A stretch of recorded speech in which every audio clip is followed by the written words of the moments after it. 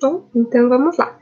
Aula, então, sobre características físicas do Brasil. Na aula da semana passada, a gente já começou a falar sobre características físicas no geral.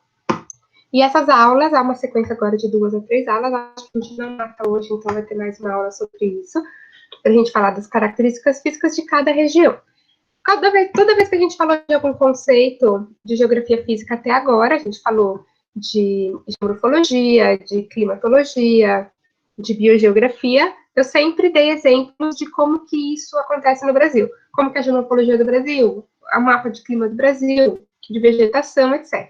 Então, essa primeira parte que eu falei da semana passada, eu entendo ela como uma revisão geral de tudo que a gente viu. E aí, agora, a partir dessa aula, a gente vai se aprofundar em cada região, um pouco mais especificamente as características físicas de cada região do Brasil, ao invés da gente generalizar o Brasilzão como um todo. Então, só para relembrar um pouquinho, na semana passada eu mostrei para vocês esse mapa físico do Brasil, falei para vocês a diferença entre mapa físico e mapa de relevo. Às vezes a gente tende a confundir, achar que um mapa físico dá conta de falar qual que é o relevo do país, mas na verdade, quando a gente fala em relevo em geomorfologia, a gente está falando de aspectos específicos da paisagem, com nome, né? Planaltos, planícies, depressões, montanhas, serras, vales, etc. E aí um mapa físico, ele vai ser um mapa mais de topografia, digamos assim, de altitude. Ele vai mostrar quais que são as áreas mais altas, quais que são as áreas mais baixas, né? Aí através dessa tabela de cores. Então a gente consegue ter uma noção mais ou menos de geomorfologia a partir de um mapa de geografia física, mas não dá para dizer se aquilo é um planalto, se aquilo é uma depressão, tá? Dá para ter uma ideia, mas não é os nomes definidos lá pelos mapas de geomorfologia. Então, a gente consegue ver aqui nesse mapa a planície amazônica, a gente vai falar de região norte aqui, então hoje é importante notar aqui a planície amazônica, a área de planalto, né, os planaltos aqui do centro do Brasil, o planalto central, né, aqui no meio, as áreas mais vermelhas são essas áreas mais altas, aqui, ó, onde tem uma concentração de áreas mais altas aqui, mais perto da costa do Brasil, isso tudo é importante, e quando a gente vai falar agora de cada região, vocês vão ver que as características, elas são marcantes em cada uma dessas regiões. Mostrei para vocês aí o mapa de relevo, né, para mostrar a diferença entre mapa de relevo, mapa geomorfológico, né, e o mapa físico, né, mapa físico, todo o Atlas tem mapa físico dos países, dos continentes, nem todos têm mapa de relevo e mapa geomorfológico. E as classificações do relevo brasileiro, né, as três, Haroldo Azevedo, Aziz Absaber e Jurandir Ross, né, no interior aqui, cada uma trazendo mais classificações. A do Jurandir Rosa é de 1990, mais ou menos, mas é o que a gente usa de mais atual, utilizado na literatura e que serve para vestibular e tal, beleza?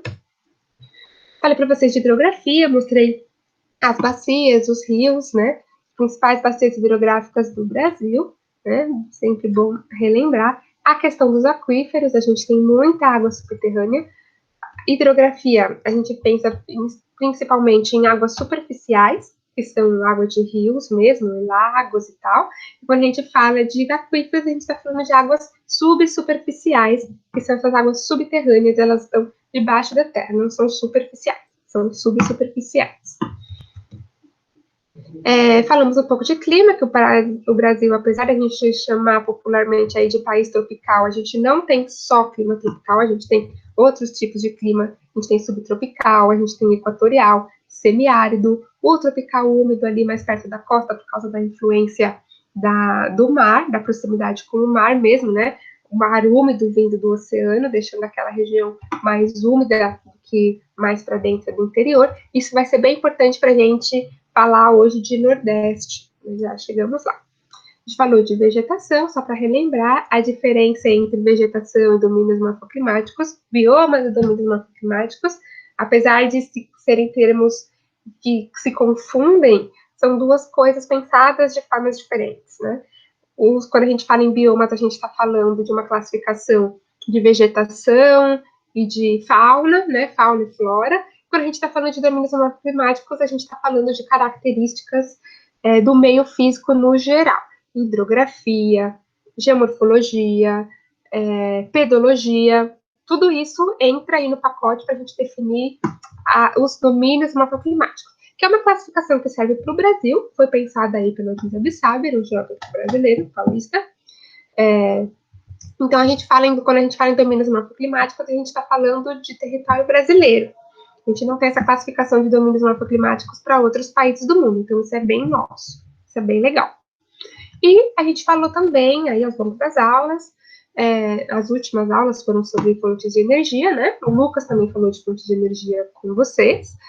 E a matriz energética brasileira, como a gente pode ver aqui, ela é basicamente hidrelétrica, né? A maior parte da matriz energética brasileira é proveniente de usinas hidrelétricas, mas a gente também tem outras, né? Eólica, termoelétrica, nuclear, que é lá Angra dos Reis, né?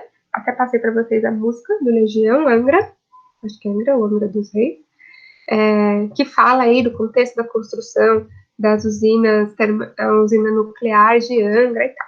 E aqui um pouquinho de energia importada, especialmente gás natural, principalmente vindo da Bolívia, né? E também hidrelétrica, principalmente aí do Paraguai, né? Itaipu, lá no meio do Rio Paraná, uma parte de Itaipu é Paraguai, uma parte é Brasil, e o que a usina gera para abastecer o Paraguai, sobra um pouco, a gente compra de volta.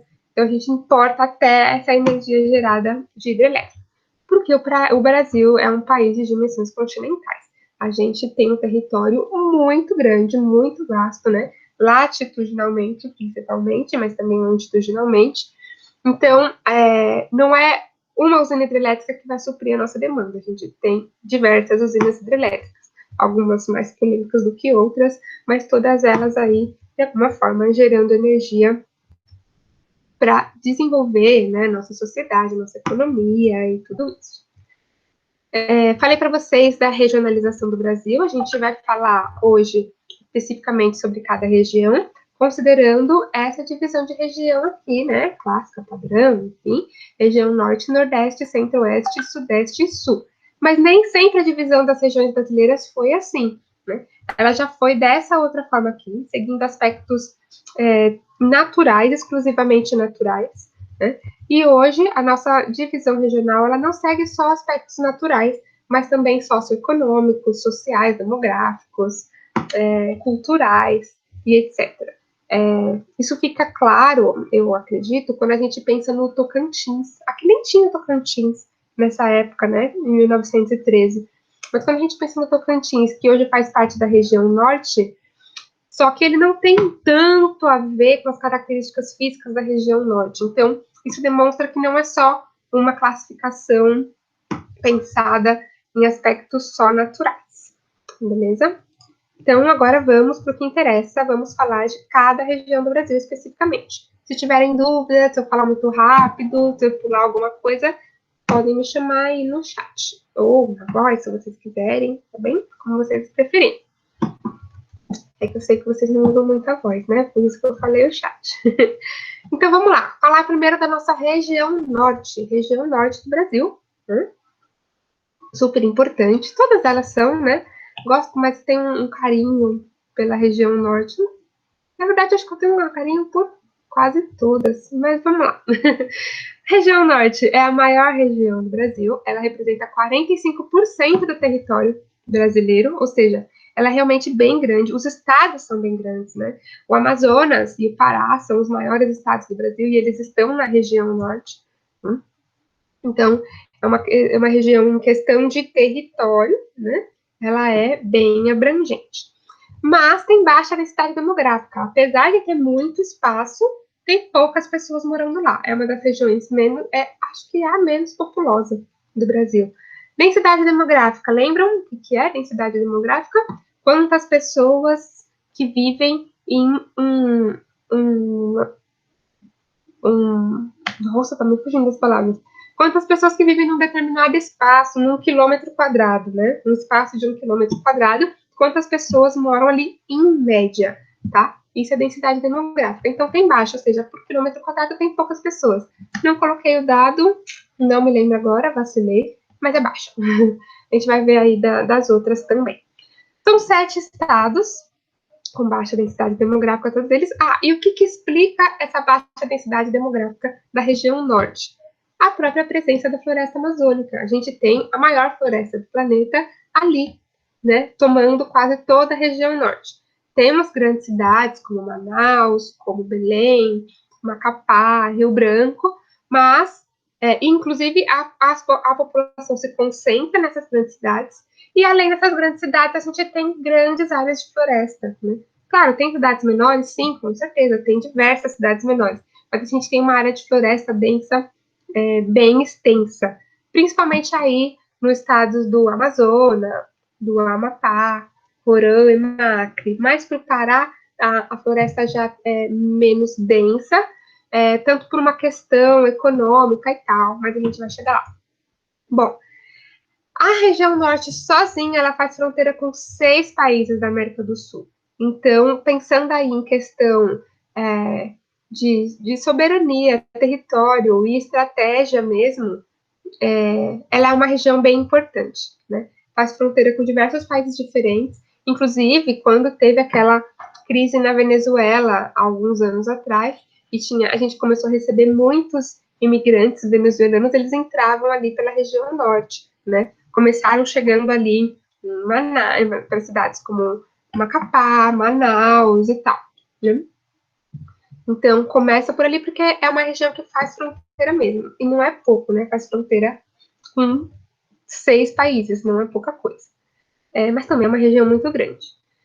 Bom, aqui são coisas que são importantes, né? Um resumo geral da região norte são coisas que são importantes da gente saber. E a gente vai falar um pouco melhor sobre cada uma delas. Temos a bacia hidrográfica do Amazonas, que é a maior do planeta, se não me engano, se não uma das, mas acho que é a maior sim. Tá me fugindo, gente, as informações, mas é isso aí. E a bacia do Tocantins, que também é extremamente importante para aquela região, tá?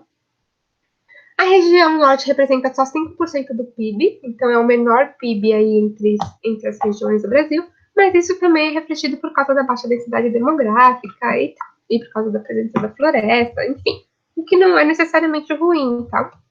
Bom, temos lá a zona industrial de Manaus, que merece certo destaque, né?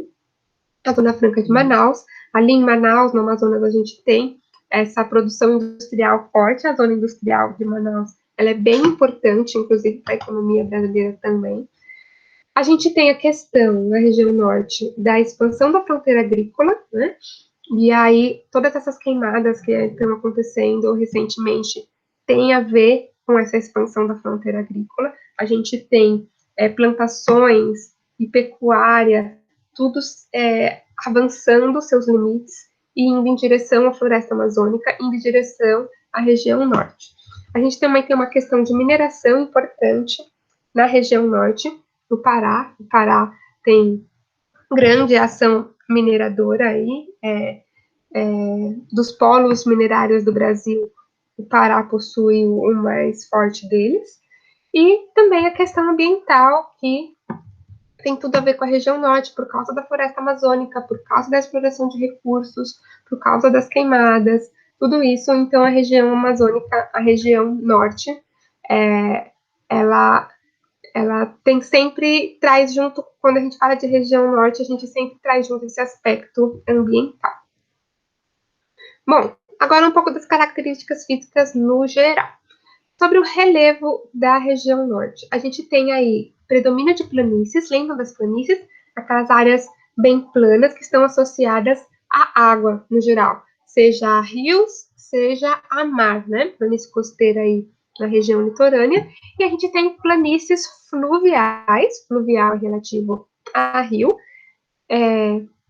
bem extensas, e o rio Amazonas, por ser um rio tão caudaloso, né, com uma vazão tão forte, um rio-mar, né, como muitas pessoas chamam, né, por sua largura, por sua extensão e tal, ele, claro que vai ter uma planície muito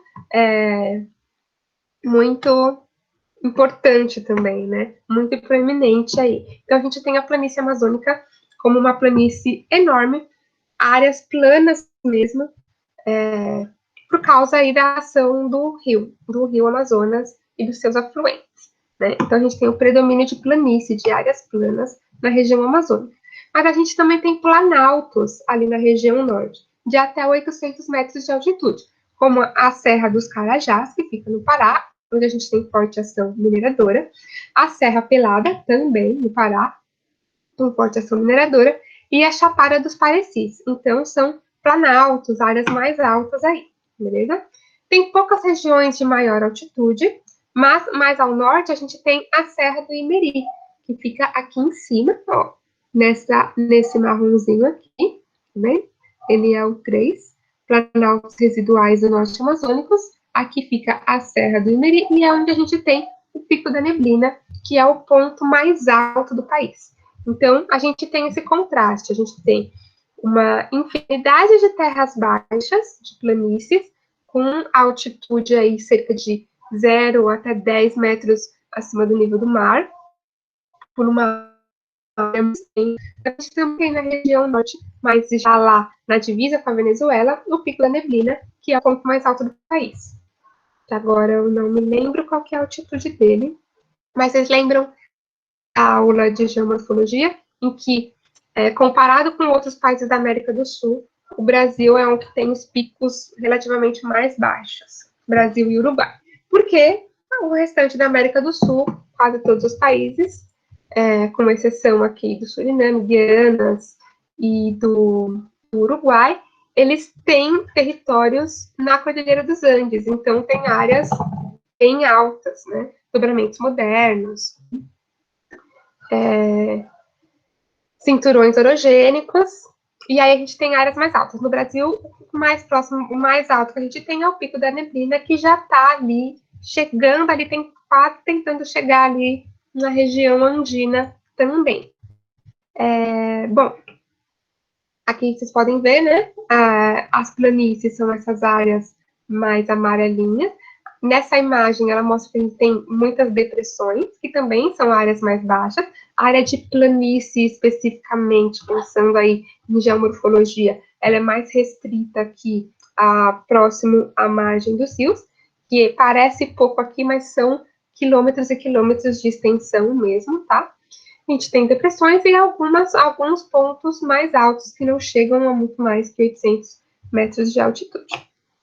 Bom, o clima não é tropical. O clima da região norte não é tropical. Ele é um clima mais para o equatorial. A gente tem aqui também um tropical úmido. Tá errado aqui no texto, tá, gente? Predomínio do clima tropical úmido não, predomínio do clima equatorial. Como vocês podem ver aqui, ó, na legenda do mapinha pequenininho que tá aqui. Esses azuis representam o clima equatorial. O azul mais escuro equatorial, o azul mais claro tem o tropical monsônico, que é aquele de monções, ou seja, muita água, no verão, principalmente. E aqui, mais no Piauí, que é o que eu falei para vocês, que ele se destaca um pouco das características, a gente tem o tropical savânico. Ao invés da gente ter um predomínio de floresta amazônica, a gente tem um predomínio de cerrado, que é a nossa savana brasileira, nosso tropical. Tropical no sentido mais literal da palavra, beleza? A gente tem aí temperaturas médias sempre superiores a 25 graus na região norte toda, então é uma região bem quente. E esse calor que está fazendo hoje lá faz com muita frequência, apesar que a gente está bem mais de 25 graus, mas pensa, 25 graus é a mínima lá, em média, e 25 graus já é quente, eu acho, né? Eu gosto de frio, então eu acho que 25 graus já está quente. E alta pluviosidade, ou seja, chove muito ao longo do ano todo. Né? Alta pluviosidade. Tudo isso exceto no Tocantins, né? Como eu disse, e aqui o sudeste do Pará, como vocês podem ver no mapinha, tá? Que tem um clima mais tropical e por ter o clima tropical tem uma estação seca melhor definida. Chove bastante, mas não chove tanto quanto mais para cima ali, mais para noroeste da região norte do país. Noroeste da região norte, mas vocês entenderam o que eu quis dizer, né? Destacado aí de regiões administrativas em direção aí geográfica, beleza? A vegetação, né, básico, né, a gente está falando de região norte, a gente está falando de Amazônia, então a gente tem a floresta amazônica. O que é a floresta amazônica? A floresta amazônica é uma floresta equatorial, né? Ombrófila densa, ombrófila é aquela palavra que significa que a vegetação gosta de umidade, gosta de chuva, densa, porque é uma vegetação muito adensada mesmo, as árvores estão próximas umas das outras, né? Tem aquele aspecto de mata fechada mesmo, e seus diferentes graus de vegetação. E também tem floresta ombrófila aberta, que é menos fechada, já nos limites ali, perto ali do Cerrado, do Piauí, no sudoeste do Pará, e assim por diante, já nas áreas mais de transição. Essa é a nossa floresta amazônica. A gente também tem o Cerrado aí em Rondônia, um pouquinho de Cerrado aqui em Rondônia, chegando aqui, ó, da Rondônia. Um pouquinho no Tocantins. Um pouquinho no Tocantins, não, bastante no Tocantins. Olha, eu falando de Piauí, né? E na verdade é Tocantins, gente. Desculpa aí a gafe, né? Até professor de geografia, que o pessoal acha que só fica aprendendo o estado, país e capital, a gente erra também. Na hora de lembrar os estados. Eu sempre confundo mesmo, Piauí e Tocantins. Então, foi mal mesmo, gente. E Roraima, tá bom? Um pouquinho aqui também. Já mais ligado aqui ao que segue ali para as Guianas e tal. Cerrado quer dizer aquele clima tropical, tá? Relacionado ao clima tropical, a vegetação mais de savana e tal. E hidrografia também é básico a gente falar de hidrografia da região norte, porque a gente tem a bacia amazônica, que é a maior bacia hidrográfica aí do mundo, e a bacia do Tocantins, que ela é a maior bacia hidrográfica que está 100% em território brasileiro. De todas as bacias hidrográficas do Brasil que estão totalmente dentro do território brasileiro, ou seja, que não drena água de outros países, a bacia do Tocantins é a maior delas, seguida, se não me engano, pela do São Francisco. E além, né, do Amazonas e do Tocantins, a gente tem outros rios importantes, como o Negro e Solimões, que vão dar origem ao Rio Amazonas, né? O Rio Amazonas, ele nasce do encontro do Rio Negro e Solimões, mas a gente também tem o Rio Xingu, e diversos outros afluentes importantíssimos, tanto do Amazonas quanto do Tocantins, da bacia e do Tocantins-Araguaia, beleza? Outra coisa importante sempre lembrar dessa questão da divisão de estratos da floresta amazônica, que tem tudo a ver com o tipo de solo, com o tipo de rocha que gerou esses solos e com a quantidade de água que chega, que extrapola para a planície ao longo do ano, né? A gente tem a mata de Igapó, mata de terra firme e o Planalto Norte-Amazônico, tá confuso isso aqui, mata de Igapó, mata de várzea e a mata de terra firme. Três tipos de mata, sendo que a mata de Igapó é aquela que está sempre debaixo d'água, a mata de várzea é aquela que nas épocas de cheia ela fica alagada, e nas épocas de vazante, né, as épocas em que o rio está mais baixo, o nível do rio está mais baixo, elas ficam fora da água, e a mata de terra firme, onde dificilmente a água do rio chega lá a hora que o rio alaga. Esse processo de cheia, de enchente e alagamento do rio, ele é totalmente natural. A floresta amazônica ela tem uma dinâmica muito própria e totalmente baseada nesse processo de cheia e vazante, que é um ciclo aí anual, acontece ao longo do ano, nos meses mais chuvosos a gente tem cheia, nos meses menos chuvosos a gente tem vazante, e a mata já está adaptada a todo esse processo.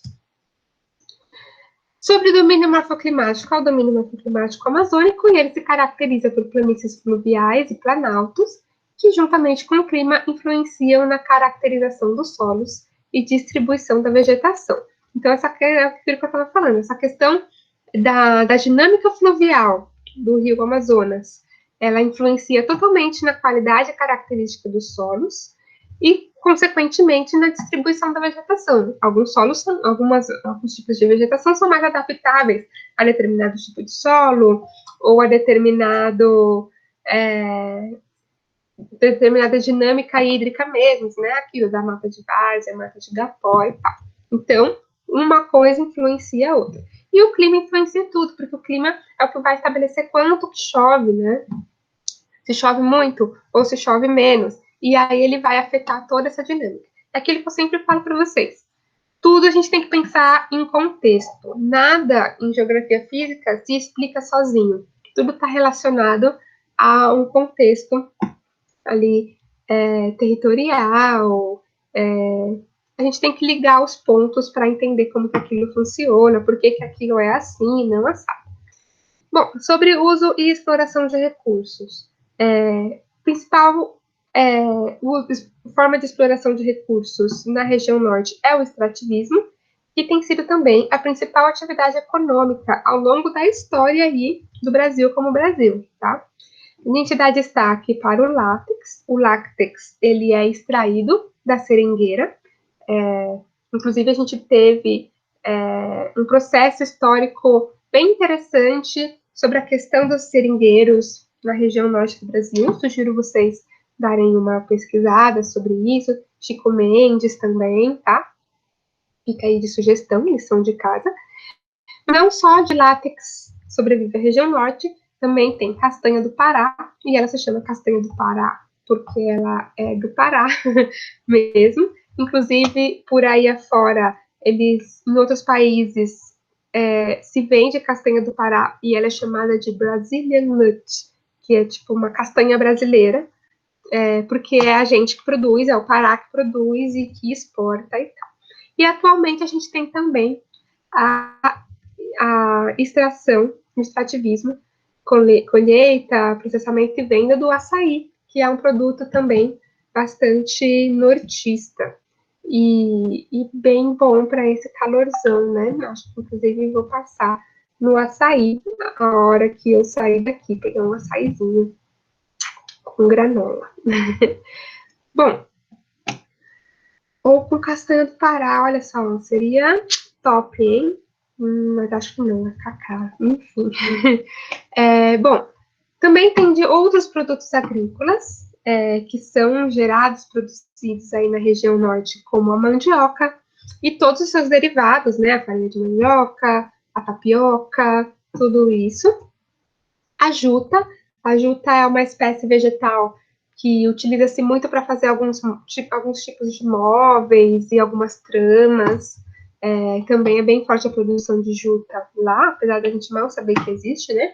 E produtos alimentícios em geral, que também merecem destaque, mas eles são cultivados em geral em pequenas propriedades, não para exportação, mas em geral para consumo interno mesmo, ali mesmo, ou exportado aqui para dentro do Brasil, para outras regiões. Eu vou colocar um vídeo para vocês junto com o material de aula sobre a região norte.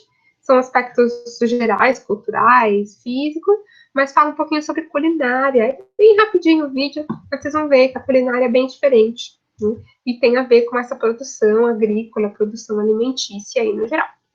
Bom, a região norte também é a maior produtora de estanho e nióbio do país. Lá em Carajás, na Serra Pelada, e assim por diante. E outros minérios também, e a gente dá destaque, não podemos deixar de falar da bauxita, que vai servir para produção de alumínio. Também tem extração de bauxita fortíssima ali no Pará, né? No Vale do Rio Trombetas, na região da Serra dos Carajás, né? Aqui, Vale do Rio Trombetas e Serra dos Carajás. Coloquei esse desenho bonitinho aqui, só para demonstrar aí, olha só. A gente tem aqui as frutinhas, a castanha, olha, a castanha do Pará, aqui no Pará. A gente, que mais que ela mostra aqui? Os búfalo também. A criação de búfalos é bem forte também na região norte, principalmente Pará, Ilha do Marajó ali. Eu nem sei direito o que eles fazem com os búfalos, mas também é bem importante a criação de búfalos ali na região norte. Que serve para demonstrar, né, bem ilustrativo, o guaraná aqui, a gente tem também o açaí e o boizinho aqui do Bumba Meu Boi, o Caprichoso Garantido, fala um pouquinho lá no vídeo, também bem interessante. E claro, como não podemos deixar de falar, o turismo, que tem de turista que vem para o Brasil conhecer a Amazônia. Inclusive, tem gente por aí no mundo que acha que o Brasil é só Amazônia, né? Críticas diversas sobre isso. Tem até um episódio dos Simpsons que eles vêm para o Brasil só tem floresta, se não me engano. Vocês já devem ter visto algo sobre isso. Mas o turismo é forte, é bem importante. Inclusive, Manaus foi uma das primeiras cidades a ter casos de coronavírus. Por quê? Porque a gente tem muito turista vindo para essa região. Bom, um pouquinho agora sobre a região Nordeste. Então, a região Nordeste, né, fechamos a região Norte, se vocês tiverem alguma dúvida, ou se vocês lembrarem, sei lá, que eu esqueci de falar alguma coisa, podem perguntar, mandem aí, a gente vai discutindo, tá bom? Enquanto isso, vamos falando de região Nordeste, mas eu volto, não tem problema. Região Nordeste também, muito querida por mim, gosto muito da região Nordeste, né? Porque tem um pé lá também. E a região Nordeste, ela representa 18% do território brasileiro, bem menos aí do que a região Norte, né? Que é a maior de todas. Temos 28% da população brasileira vivendo na região Nordeste, uma densidade demográfica mediana, digamos assim. Se vocês, quando a gente chegar no Sudeste, vocês vão ver que a densidade demográfica do Sudeste é bem maior. E 73% da população do Nordeste é urbana, né? Coisa que muitas vezes a gente esquece. Pelo senso comum, a gente pensa no Nordeste, a gente pensa em Caatinga, sertão e roça, sei lá. Pelo menos para mim isso era marcante quando eu tinha a idade de vocês, porque minha mãe é nordestina e era o mundo dela quando ela vivia lá. Mas hoje, 73% da população do Nordeste é urbana, né? O que é bem importante a gente lembrar. São 9 estados que representam apenas 5%. Aliás, essa informação é da região norte e ela ficou aqui. Foi mal também, tem que arrumar isso. Risca aqui os 5% do PIB. Bom, importante sobre o Nordeste, a questão das sub-regiões. Vamos falar um pouquinho sobre as sub-regiões do Nordeste, mas isso é bem importante. A questão da produção de petróleo, o Nordeste é uma das maiores, a segunda região, a segunda região em maior produção de petróleo do Brasil. E a questão socioeconômica é bem importante de ser lembrada também quando a gente fala de Nordeste. Né? Bom, características físicas no geral. O relevo. Destaca-se na região Nordeste a depressão sertaneja e a depressão de São Francisco, que fica mais ou menos por aqui nessas áreas mais clarinhas. As planícies costeiras, aqui na costa.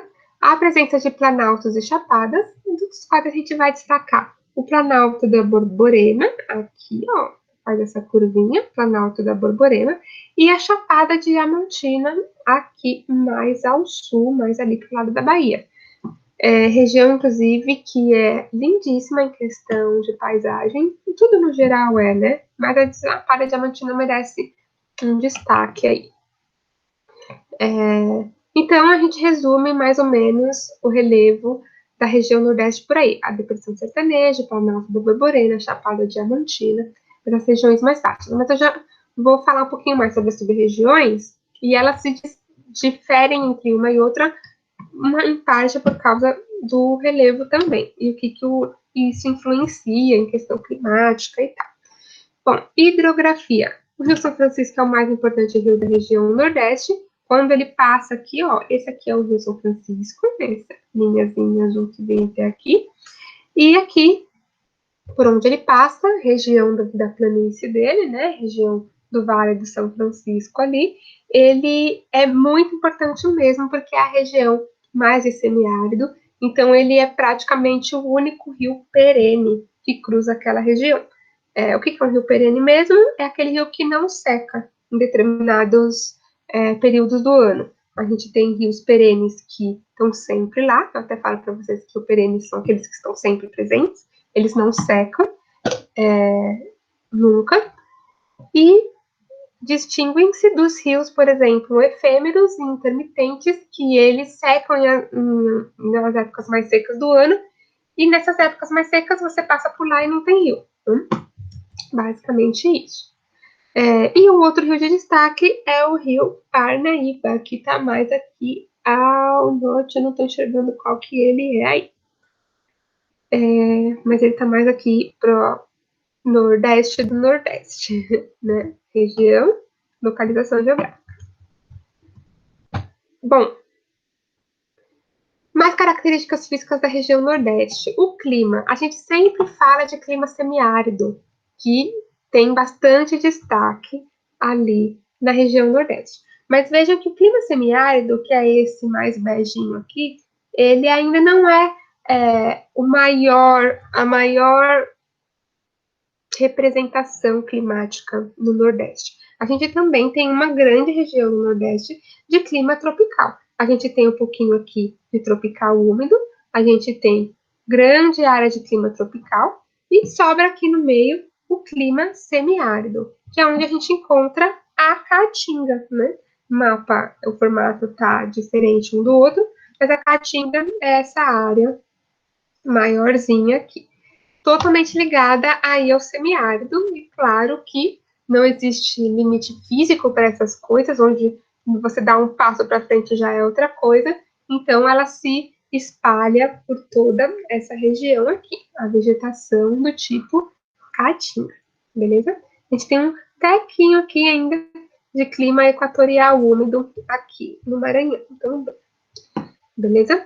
A vegetação tem o predomínio da caatinga, como eu estava falando agora, mas a gente também tem Mata Atlântica aqui na costa, na zona da mata, já vamos falar de zona da mata. A gente também tem um pouquinho de cerrado, esse amarelinho, e tem aquele tequinho de floresta equatorial ali, já começando ali perto do Pará, beleza?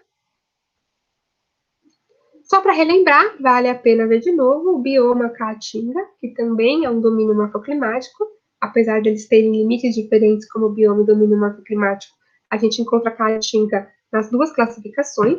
Ela é o semiárido brasileiro, tem a vegetação xerófila, que é aquela vegetação com raízes muito profundas e que ela é toda retorcida, tudo isso para ela se adaptar a esse clima seco, em que passam meses sem cair uma gota de água, e caducifólia, que também é uma questão adaptativa dessa vegetação para aguentar esse calorão e essa secura toda. A caducifólia, aquela que fica careca, né? Caduca, ela cai as folhas nas épocas mais secas, que é justamente para preservar a energia. Contempla bacias de rios intermitentes, no geral, são rios que na época mais úmida eles existem, na época mais seca eles desaparecem, rios intermitentes. E os solos são pouco férteis, ricos em minerais e pobres em matéria orgânica, por causa dessa secura toda aí. Né? Ele, como tem pouca chuva, a gente não tem muita decomposição de matéria orgânica. Na verdade, a gente não tem tanta matéria orgânica para se decompor ali. E o que predomina é, então, minerais. Beleza? E aí, só para relembrar mesmo. Agora, sim, sobre o domínio morfoclimático, como a gente viu aqui, a gente tem a Caatinga, que é um domínio morfoclimático, mas a gente tem um pouquinho também de mares de moas aqui na tal da zona da mata. O que é essa zona da mata? Que é essa região aí mais de Mata Atlântica do Nordeste. Ela é uma das sub-regiões. São 4 sub-regiões aí no Nordeste. São elas a Zona da Mata, o Agreste, o Sertão e o Meio Norte. Agreste é um termo conhecido, popular, assim como o Sertão é um termo popular, mas Zona da Mata e Meio Norte não necessariamente, né? Bom, as sub-regiões são uma característica bastante importante do Nordeste e elas são divididas de acordo com o clima e vegetação, principalmente. Mas também tem uma questão de relevo aí, que vai justamente influenciar. Como eu disse, as coisas estão sempre atreladas e nunca se explicam sozinhas. No meio norte, a gente tem a transição entre a Caatinga e a Amazônia, onde a gente tem as matas, a mata de cocais, e onde a gente tem grande predomínio de carnaúbas, né? Espécie arbórea típica aí da região nordeste.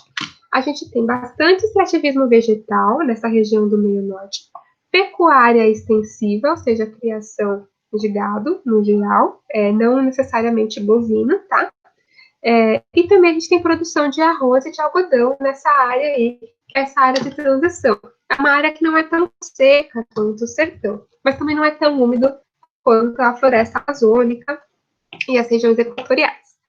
O sertão, que é essa maior área aqui, ele é o que contempla o semiárido e a caatinga, basicamente. É onde está a depressão sertaneja, né? Por isso depressão sertaneja, porque ela está na região do sertão do Nordeste, que é uma área mais rebaixada, né? É uma área aqui onde, por ela estar rebaixada, os planaltos em seu entorno impedem que a umidade chegue ali e por isso que é uma área mais seca, tá? O agreste, que é essa faixinha aqui, ele é também uma zona de transição, assim como o meio norte, mas ele vai ser uma zona de transição entre a caatinga, entre o sertão, essa área mais seca, e a zona da mata, que é uma área mais úmida, porque está mais perto do oceano, beleza? Beleza, não tem problema, depois você vê a gravação. Beijo. Bom, e por fim, a zona da mata, que é o litoral nordestino, que é essa área onde todo mundo quer ir. Quando a gente fala em viajar para o Nordeste, todo mundo quer ir para onde? A zona da mata, do Nordeste, sem saber que está indo para a zona da mata. Porque, na verdade, a pessoa está indo pegar praia, né? Para Porto Seguro, Porto de Galinhas, Maceió, esses lugares lindíssimos que um dia eu ainda vou pegar praia também. Bom, a zona da mata tem cerca de 200 quilômetros de largura, de extensão aí, desde a costa para dentro do continente. Ela é a região mais urbanizada, é onde estão as capitais do Nordeste, elas estão basicamente aqui, de todos esses estados, elas estão aqui no litoral, então estão aí na zona da mata. Então é uma região mais populosa também. E é uma região mais úmida, né, de todo o Nordeste, é a região mais úmida justamente por causa da influência do mar, aí, das massas de ar úmida que vem do oceano. Interessante sobre a zona da mata, que eu acho legal de mencionar, Jorge Amado. E todas as suas obras, elas acontecem ali nessa região do Nordeste. Eu falei para vocês que a minha mãe, ela é nordestina, ela é de Itabuna, na Bahia, região ali da Zona da Mata, região do Jorge Amado também. E a gente foi para lá uma vez, sempre gosto de contar essa história.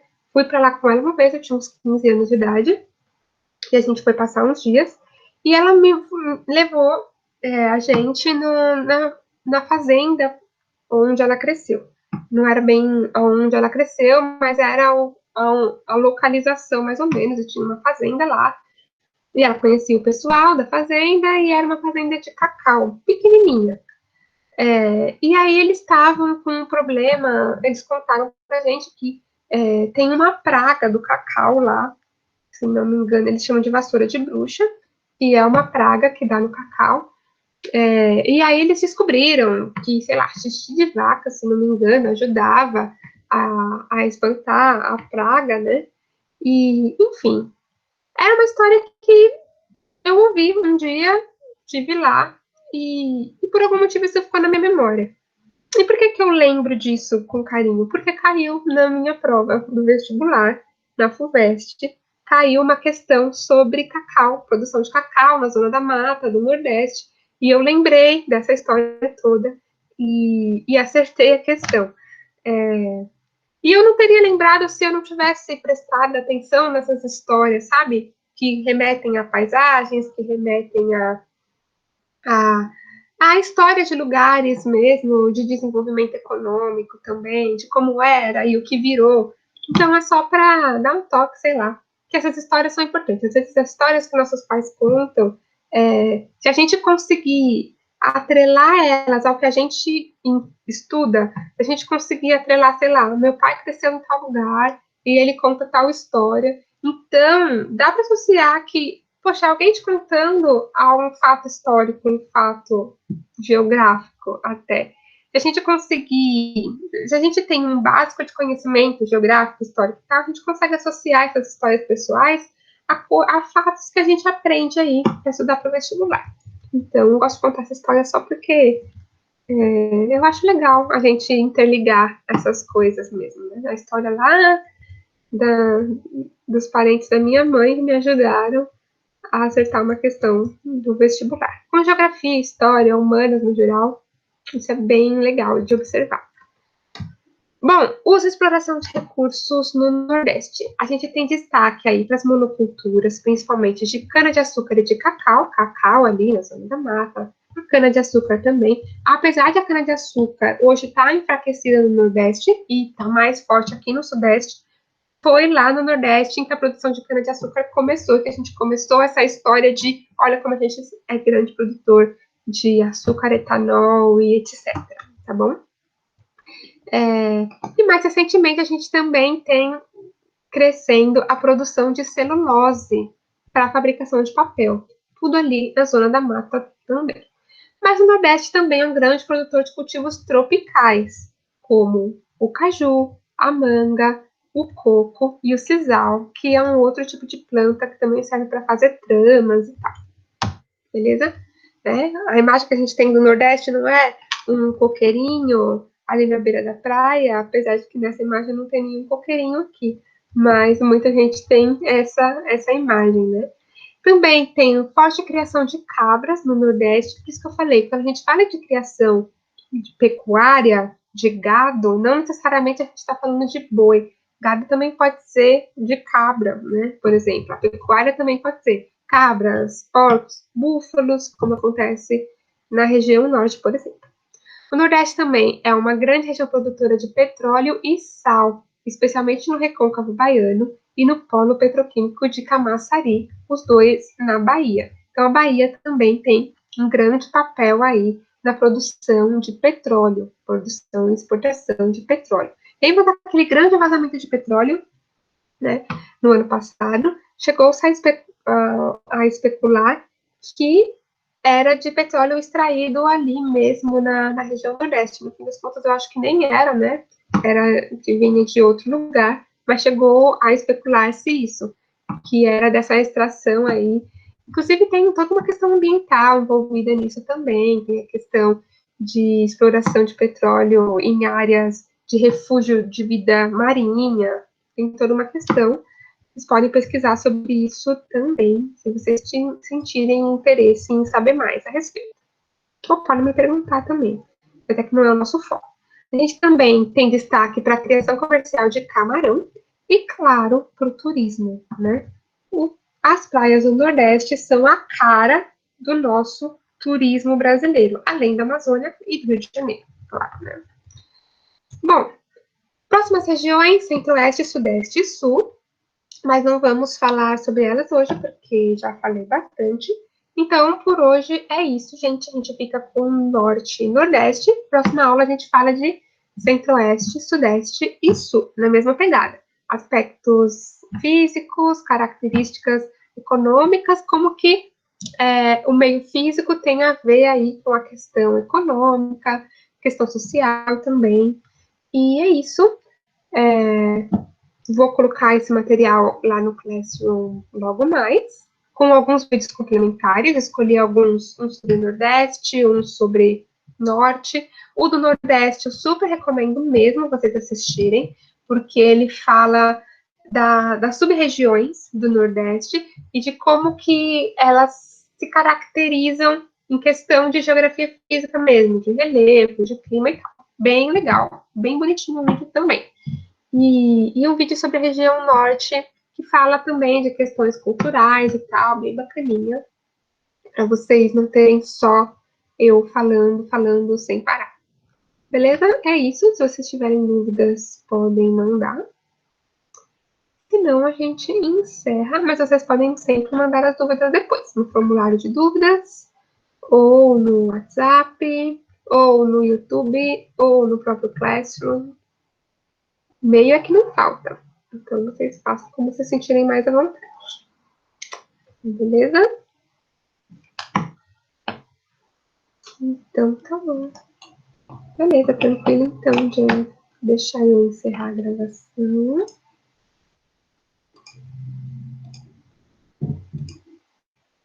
Interrompendo a gravação.